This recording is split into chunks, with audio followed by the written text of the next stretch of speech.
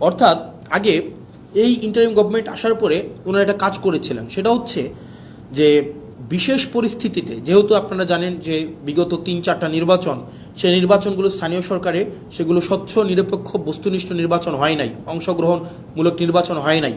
একপাক্ষিকভাবে সেই নির্বাচনগুলোতে আওয়ামী লীগের কর্তা ব্যক্তিরাই সেখানে নির্বাচিত হয়ে স্থানীয় সরকারগুলোকে দখল করেছিল, মেম্বার, চেয়ারম্যান, মেয়র, কাউন্সিলর।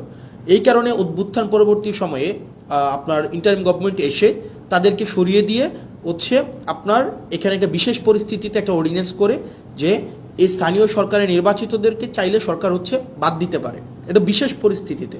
এখন অভ্যুত্থান পরবর্তীতে একটা বিশেষ পরিস্থিতিতে একটা অর্ডিন্যান্স আপনি স্থানীয় সরকারের তাদেরকে বাতিল করে দেওয়ার জন্য আপনি করলেন, কিন্তু আপনি বিএনপি আপনি নির্বাচিত সরকার এসে এই অর্ডিন্যান্সটাকে আপনি আইনে পরিণত করলেন। কিভাবে আইনে পরিণত করলেন? আপনি এখন এই গভর্নমেন্ট এটার ফলাফলটা কি হয়েছে? এটার ফলাফলটা হয়েছে এখন ধরে একটা নির্বাচনের মধ্য দিয়ে কেউ চেয়ারম্যান হলো, কেউ মেয়র হলো, কেউ কাউন্সিলর হলো। এখন বর্তমানে যে আইনে আছে, সরকার চাইলে বিশেষ পরিস্থিতিতে কাউন্সিলরকে বাতিল করে দিতে পারবে, মেয়রকে বাতিল করে দিতে পারবে, উপজেলা চেয়ারম্যানকে বাতিল করে দিতে পারবে। অর্থাৎ একটা নির্বাচিত একটা অংশকে সরকার চাইলে বাতিল করে দিতে পারবে, সরকারের কাছে যদি মনে হয় সে ইনঅ্যাপ্রোপ্রিয়েট। তার মানে এই পুরা স্থানীয় সরকার ব্যবস্থাকে সরকারিকরণ করা হইল, দলীয়করণ করা হইল।